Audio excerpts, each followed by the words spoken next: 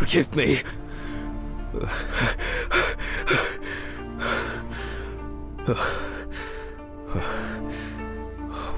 What?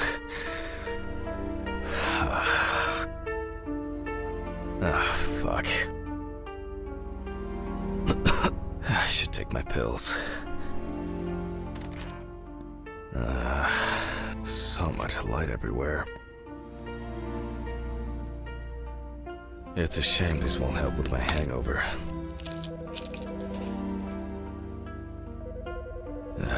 The fucking phone. Okay. I know I'm late. I'll be there soon. It's not like the dead are impatient. Jack, no. Alice? Who is this? It's Charlotte Graves. Oh. God, I'm sorry. I didn't recognize you. I thought it was work calling. It's okay. I hate it when work calls me at home, too. How is everything? We haven't talked since... you know. Well, there are good days, and there are bad days. What can I say? At least I can hide away at work. Well, you always were the most comfortable in the dissecting room. Listen, I have an unusual request. Okay, how can I help? It's nothing serious. I just wanted to ask, do you have any pictures of Alice? Maybe one where the two of us are together? I'd love to have something to remind me of her. I guess. I'm not sure. I'll look through her things. Thank you. I'm sorry to trouble you with this. All this can't be easy for you. I'll get through it somehow. I've been meaning to sort through her stuff for a while. Have you asked Stephen if he has anything? Yes, I spoke with him this morning. He said he gave everything to their mother and that I should ask you. I see. Jack, I know you're trying. That you cope somehow. Stephen's there for you. Although, well, we all know how he can be. But, I mean, if you wanted to reminisce about Alice, talk. I really should go now. I overslept, I'm late for work, and I still have some errands to run on the way. Oh.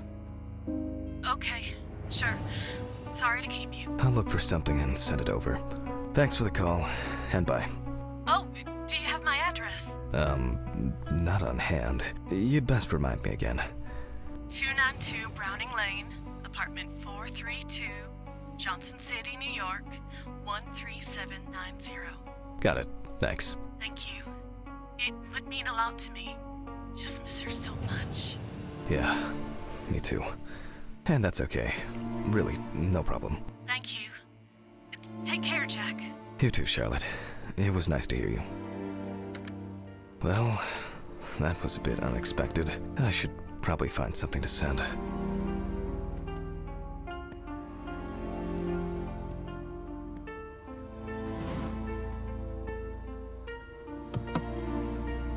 Alice and Charlotte in Amsterdam. It would be better if Charlotte had this. It deserves to be on display and not hidden in a drawer. Okay, time to go to work. I'm seriously late.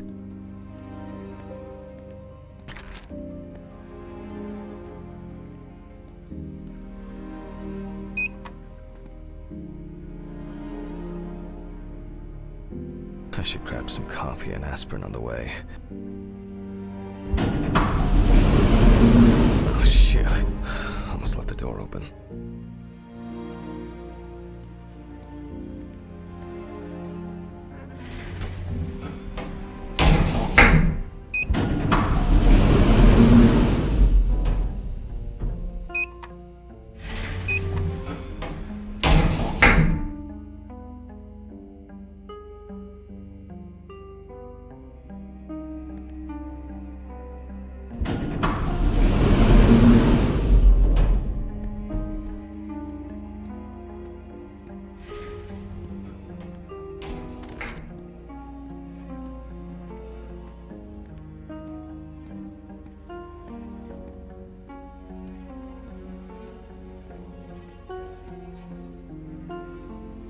I hope this helps, Charlotte.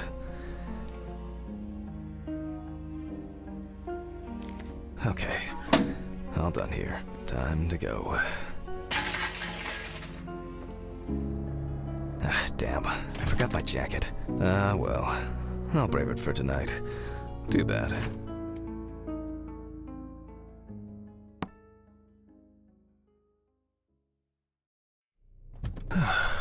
Nice and fresh. At least it's peaceful here.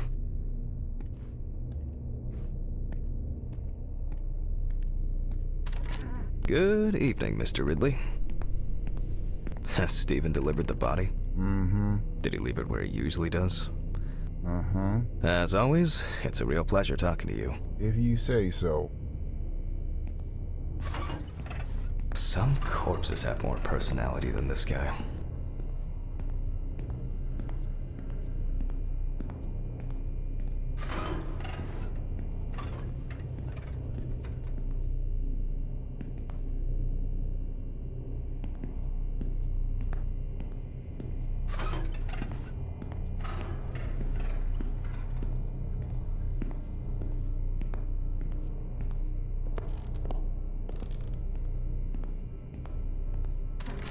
Christ. Who leaves the window open in the middle of November? So I'd better check the answering machine.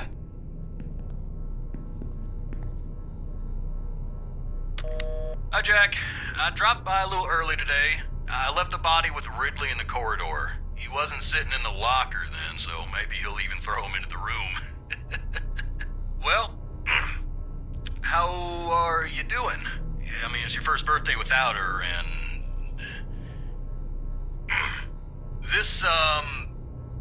I still have a hangover, and you know me, I run to the John like the neighbor's fucking dog. You know, today I slipped on his shit again. That fucking furball. He always has to shit next to my car. Anyway, I can't come over in the evening, but we'll catch up on the weekend, okay? Bye. Fuck. I almost forgot. Charlotte called me this morning. She asked about you, so answer your calls, Jack. This time it's not a reprimand for being late. That's par for the course. I wonder when this clown will learn to look under his feet. Birthday. I actually forgot it was today.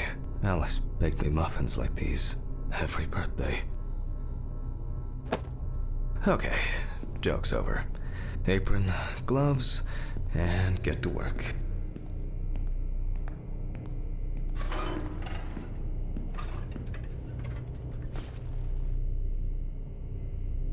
I need to order another batch of these. I've got to remember to do that later. Ah, man. I remember you. You were on that talent show. What was your name again? Steven laughs at me for recording everything. He says I have a bigger collection of stuff like this than most of the creeps he's caught. November 21st, 1991. Time, 9:13 p.m. The autopsy is conducted by Jack Hanma. Lecture for the Medical University of Missouri. After yesterday's lecture, you should already know the ins and outs, so today we'll be consolidating our knowledge. So, where do I start? That's right. Ah, yes. Samantha Barker. Now I remember. There's probably going to be a lot of chatter about this.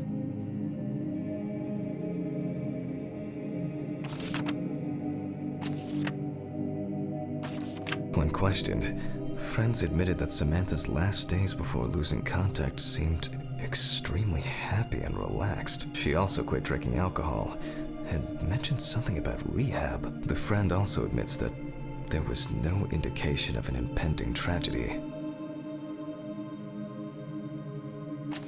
Found in her own apartment by police patrol, officers were called by a concerned friend of the deceased, who had been unable to contact Barker for several days. During the interrogation, a friend of the deceased admitted that Samantha never got to grips with the sudden fame that came after winning such a high-profile talent show. After her first album became a commercial success, she was hit with a creative drought. She suffered panic attacks and severe sleep problems. Drugs and medication came into play. The deceased was found in her own apartment. in a semi-recumbent position on an armchair. Large quantities of alcohol and empty packets of sleeping pills were also found in the apartment. Well, let's see what settled this matter. As you can see, the body is fully clothed. Therefore, before we move on to photographic documentation, we must remove the clothes. This time, we don't have to focus on the clothes too much. However, there are cases where a clothing analysis can lead to the cause of death. Okay, now we can continue with the examination. Again, begin by taking photographs of the cadaver. I guarantee that over time it will cease being embarrassing for you. First, we photograph the whole body.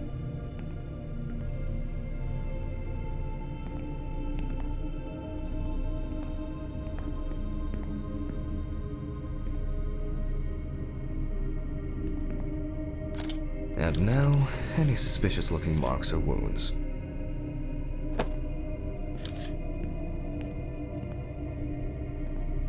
You don't get such bruises from a normal contusion.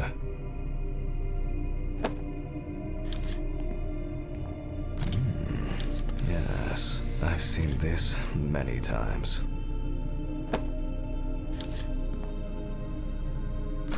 Well, there's even more here.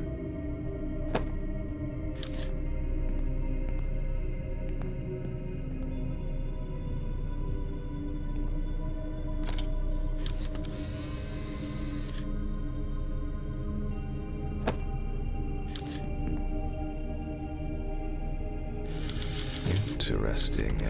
Very uneven. We need to investigate this. A few we will need to look into here.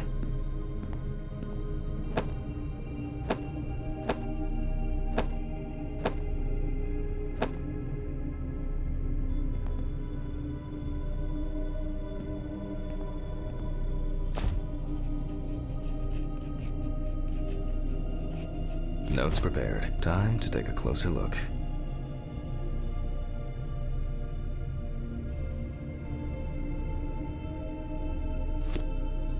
Some furrows have imprinted more strongly, others less, as if someone was undecided.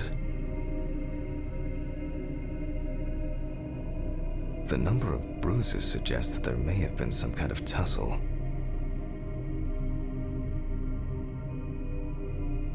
Such bruises are caused by either a very heavy blow or by some internal issues. And here's something interesting. The skin of the deceased is covered with numerous blisters. Some of them are ruptured, others still contain fluid residue.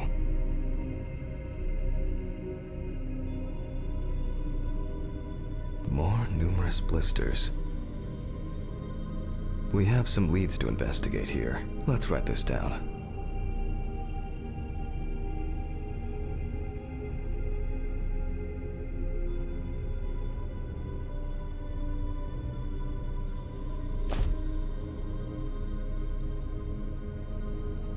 On the neck of the deceased, we can see clear furrows, indicating that strangulation may be the probable cause of death.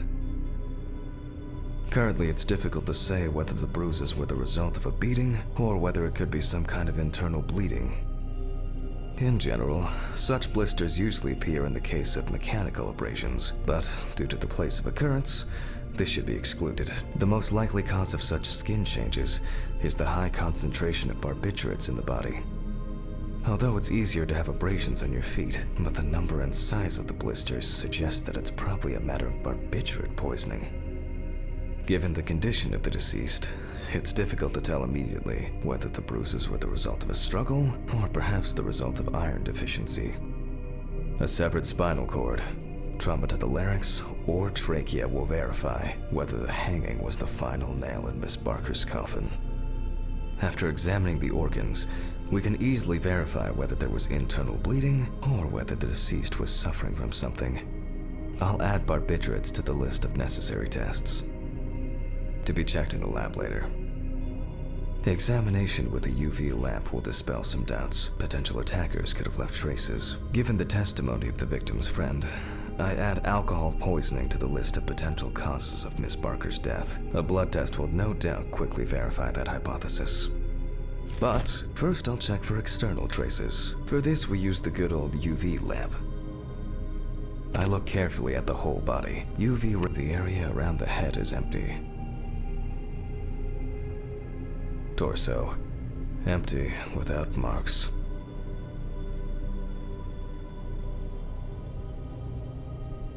Legs, there's nothing here.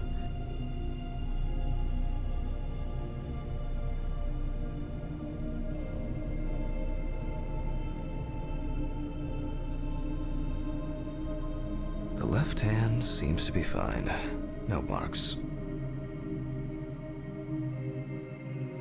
Right hand clean. Oh well, nothing to surprise us here. Now gently, we take the deceased by the hand.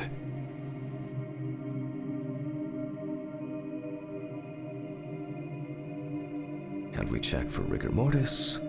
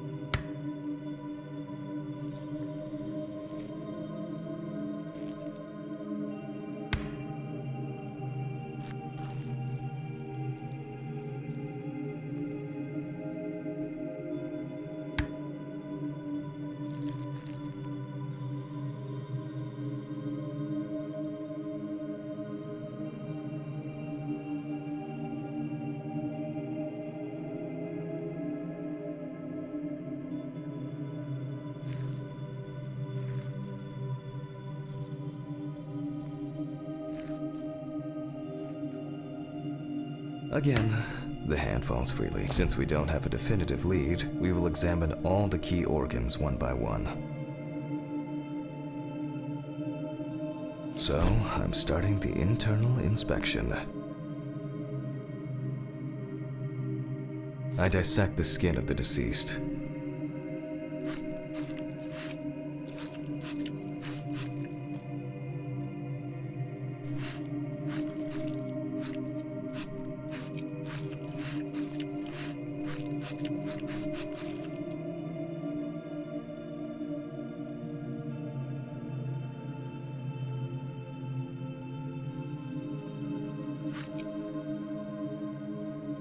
And I proceed to deflect the skin flaps. Compared with yesterday's body, the deceased has only trace amounts of adipose tissue.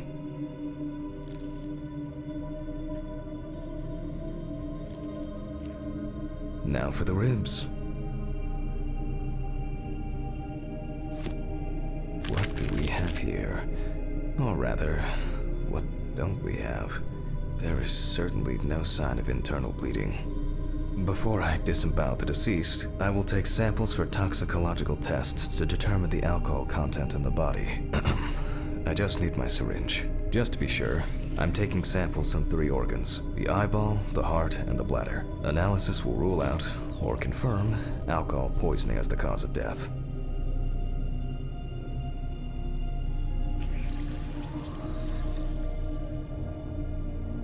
I'll transfer these to the centrifuge.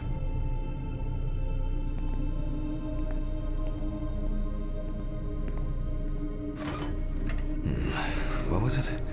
15, 70, 10, 75?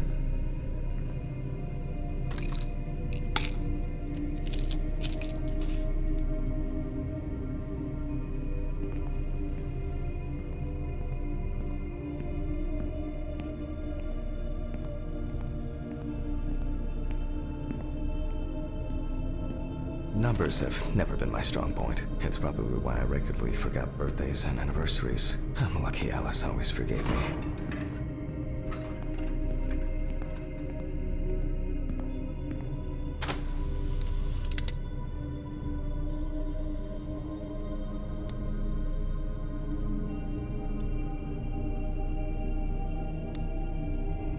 Gently does it with this old thing. Handle with kid gloves.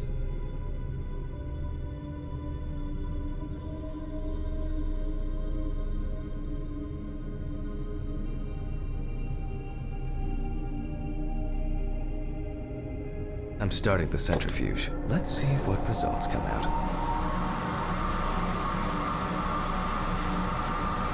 The laboratory is already open, so... Fucking hell! Ridley! Mr. Ridley! The fuses need resetting. Where is he? Fuck it. I'll do it myself.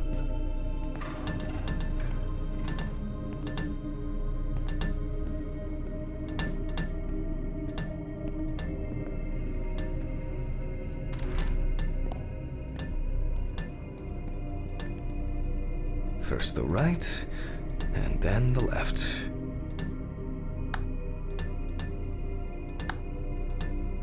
And voila.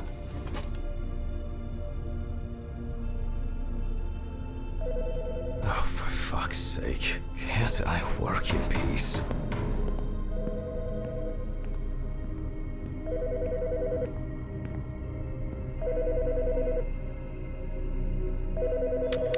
Jack Hanma speaking. Easy, why so rude? Steve? Sorry, man. This place is falling apart, and Ridley won't even lift a finger to help. You just can't work here. Did the centrifuge trip the fuses again? Yeah, eventually everything's gonna go up in smoke. Look on the bright side. It's a free cremation with your autopsy. Jesus, stop it. That shit pisses me off. Okay, sorry, Jack. Anyway, I'm calling to ask how the autopsy's going. Soon there'll be journalists sniffing around for info, so we'd best be ready. I'll whiz through this in a couple of hours. It doesn't look like a complicated case to me. More of a formality. The report will be available in the morning. Sounds great. Thanks. Phew! How's your head? Well, my head seems better than yours. On the way to work. Holy fuck! What? What's happening? Quiet!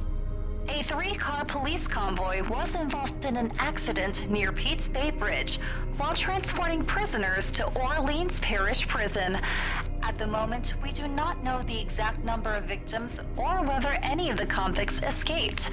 However, the scale of the accident indicates a large number of victims, possibly even fatal ones. Police are on their way to investigate the incident and secure the area. We know that the injured prisoners are on death row. The police were to transport them to their execution, which was to take place tomorrow morning. Many of them are very dangerous criminals. We will report on the matter on an ongoing basis, so stay tuned with us. What? Steven, was Red Pete one of the passengers? He was, wasn't he? What if he survived? Jack, I have to go. They want me on site. What if he survived? I gotta go. Talk to you later, okay? Fuck. Calm down, Jack. Pills. I need my pills. Yes. Nothing's going to happen.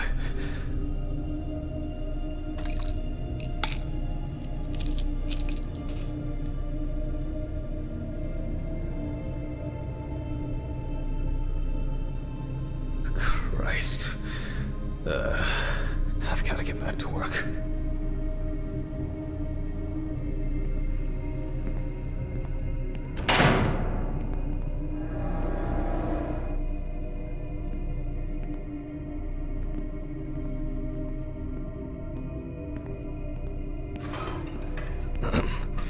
Technical break. At least I know I can pursue a career as a janitor if I need to. My old but trusted centrifuge. Ideal for all the fluid tests I need to perform during an autopsy.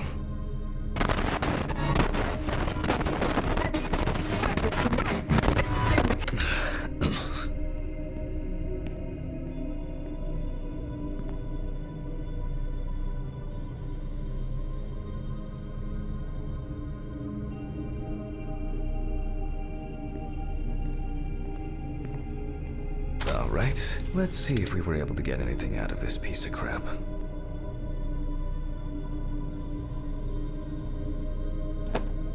And miraculously, yes, the samples did spin. I'll transfer them to the chromograph in the lab.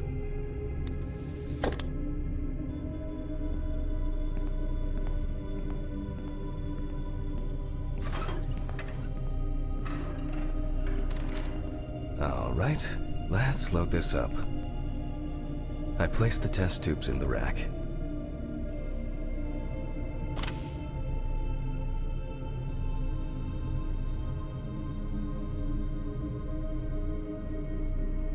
Now, just take 5 milliliters from each.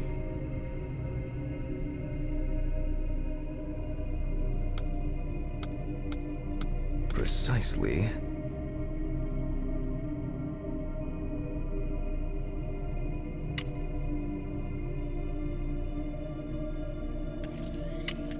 And the next.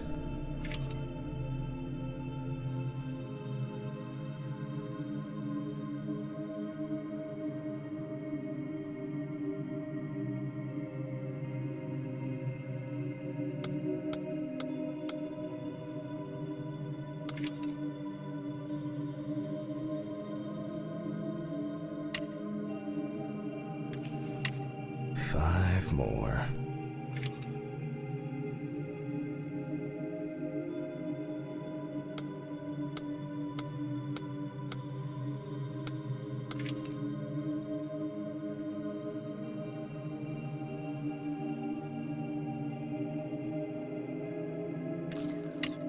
We put the prepared sample into the machine.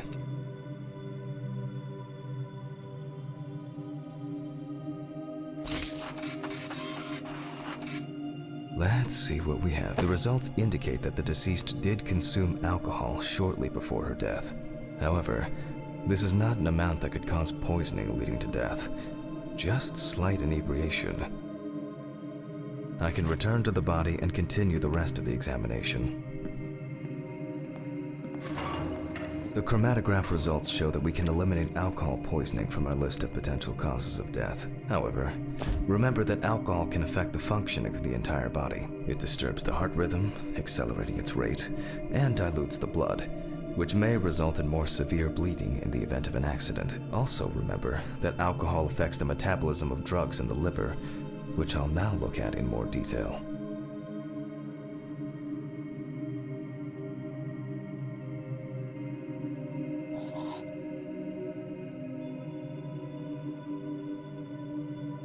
First, I'll pick up the syringe again. I'll take samples from the liver and the heart to test the concentration of barbiturates in the body.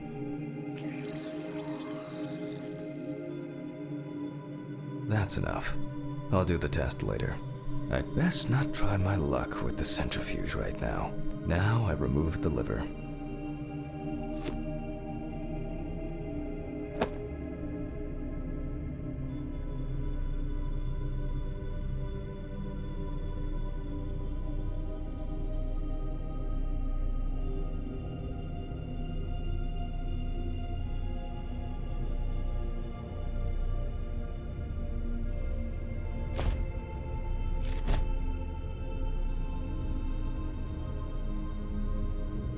Lesions. However, it is slightly enlarged. Perhaps it's a slight inflammation or drug-induced damage. It may also be the result of the deposition of substances from drugs. Let's check the weight of the organ.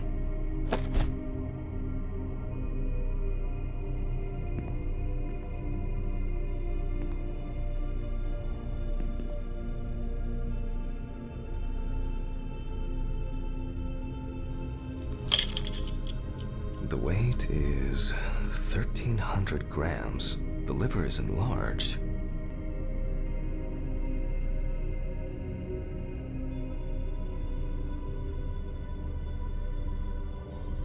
I'll move on to a cross-sectional study. Perhaps the enlargement is the result of early cancerous changes. The blade glides through smoothly. I don't feel like I'm encountering any changes with an unusual structure. No steatosis or cirrhosis. The liver is actually quite clean inside.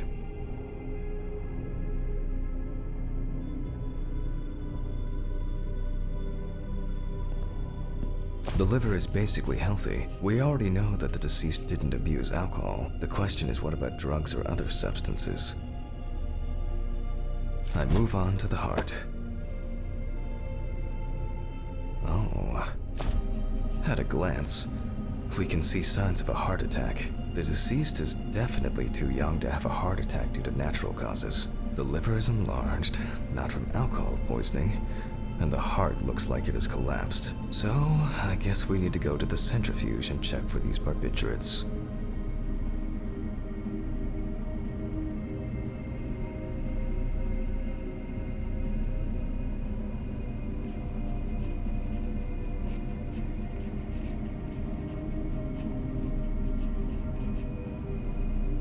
I wonder how she was able to get hold of these drugs. The last time I saw this kind of poisoning was a few years ago. He was a middle-aged guy. He took his medication and forgot about it, so he took another pill.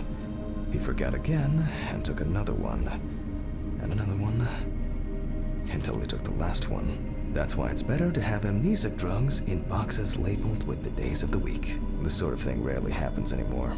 Doctors tend to prescribe benzodiazepines. They are safer, but still shouldn't be combined with alcohol. We close the centrifuge and pray that it doesn't trip anything again.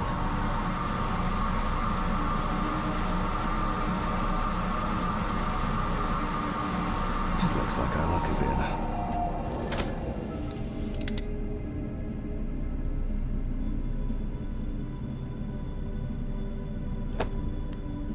We can take the samples to the lab now.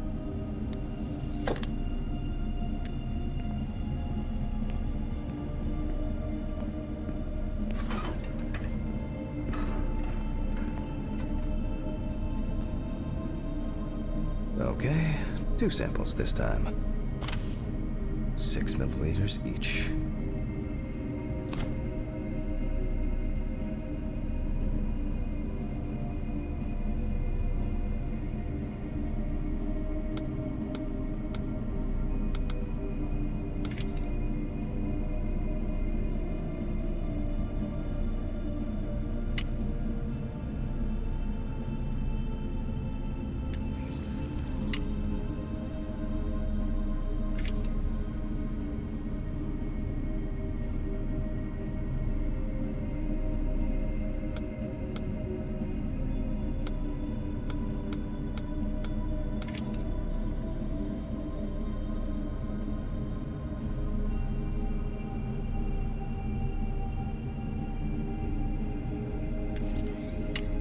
Well, let's see how much of it we find.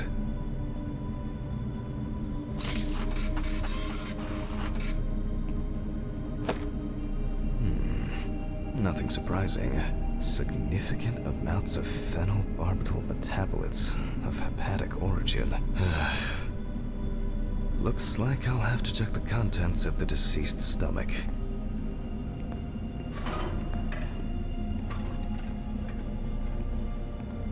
The tests showed that the collected blood contained enough barbiturates to cause cardiopulmonary collapse. The question now is whether it was an accident or a deliberate act.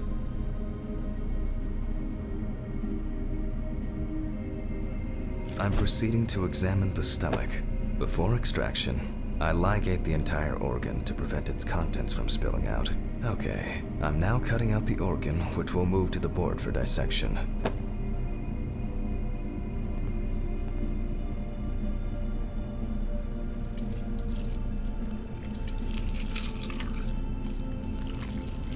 Normally, the stomach and intestines are full of surprises.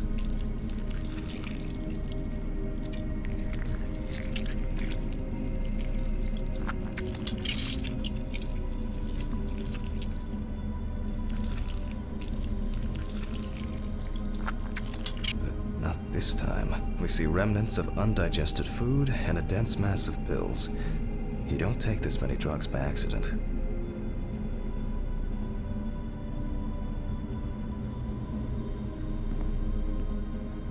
Length and width normal.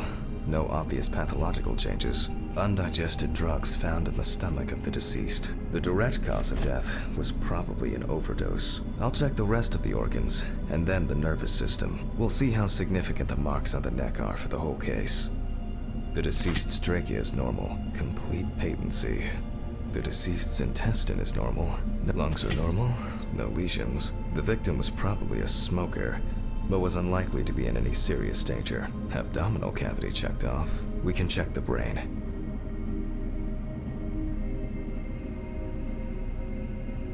I make a cut to open the lid of the victim's skull and remove the brain.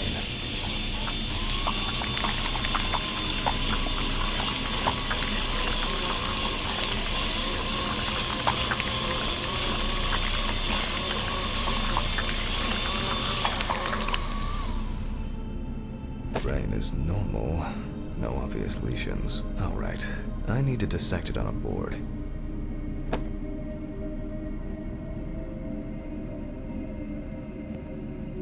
Using a knife, I carefully cut through the brain tissue.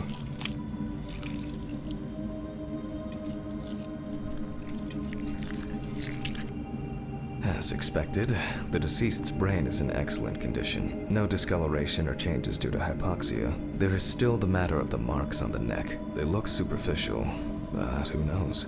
Maybe the spinal cord has been severed. I need goggles and a saber saw. I think the goggles were in the desk drawer. Alice.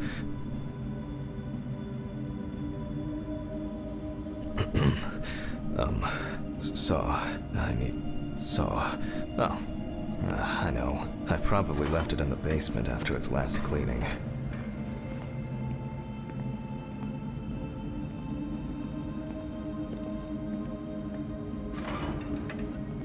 Mr. Ridley, I need a key to the basement. It's in the social room. Why is the key lying at the... never mind. Thank you. Hey, Hanma, did you hear about the convoy? Well, maybe you'll get a chance to relive your glory days and catch Red Beat again, huh? Let's hope there won't be a need for that.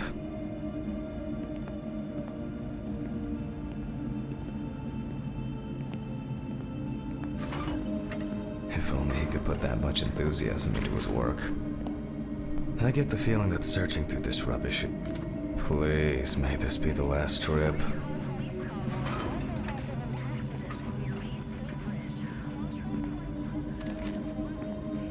Fuck.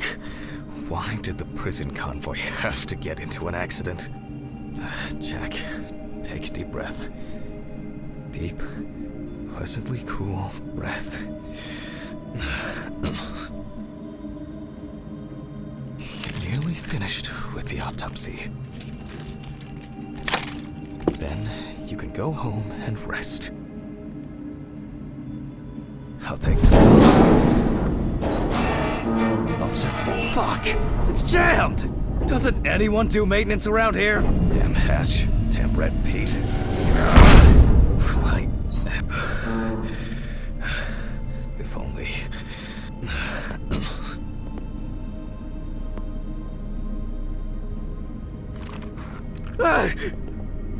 Forgot this thing was standing here. It would be easier if I put things away properly. Damn student lectures and their fucking props.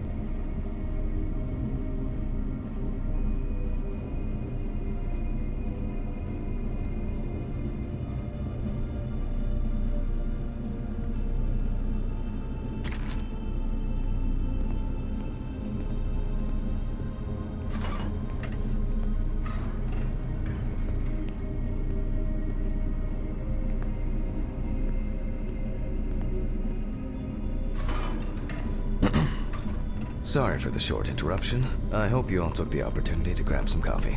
And now that I have everything I need, I'll move on to revealing the spinal cord.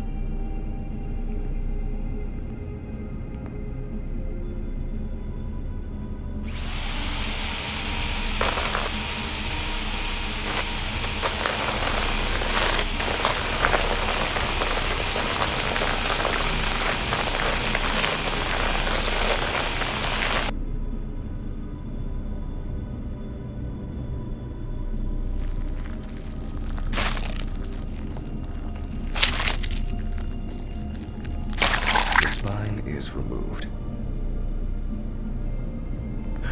I can't do it without the pills.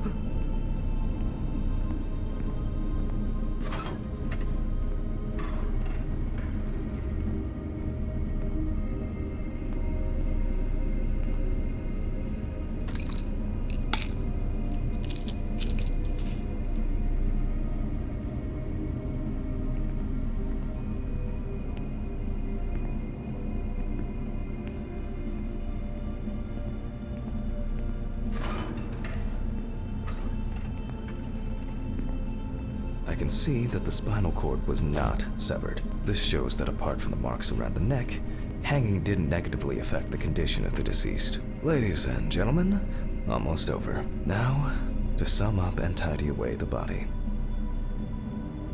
The direct cause of Samantha Barker's death was a heart attack resulting from an overdose of barbiturates.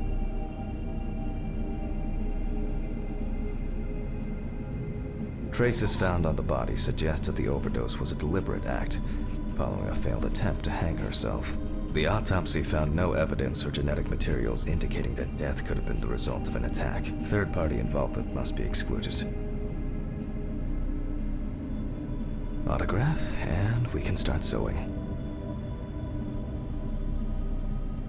In the 1950s and 1960s, the use of barbiturates for suicide was actually quite common. I think it was most talked about after the death of Marilyn Monroe. At home, it was a help and comfort. On death row, a farewell to the convicts.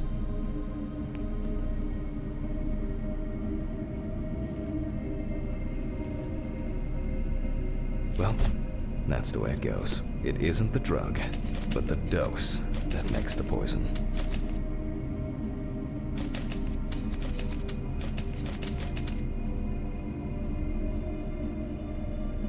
Well, we're done for today. Thank you for your attention.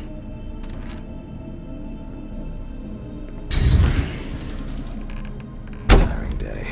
I can feel those hunger pains coming on. I guess I'll have to pick something up along the way. A nightcap will do me good.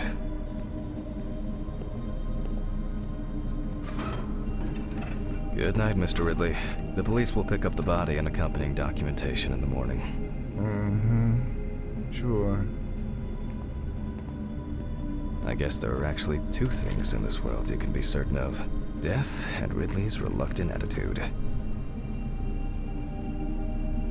Alright, maybe three things. My whiskey on the rocks when I get home.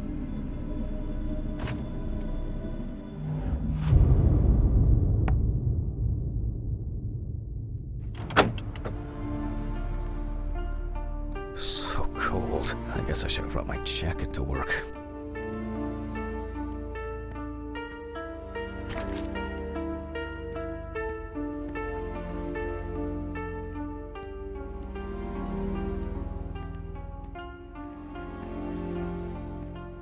This block can be quite intimidating when it's so quiet.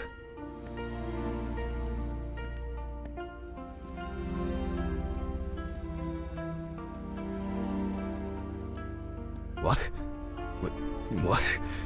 What the fuck? But I locked it. I'm sure of it.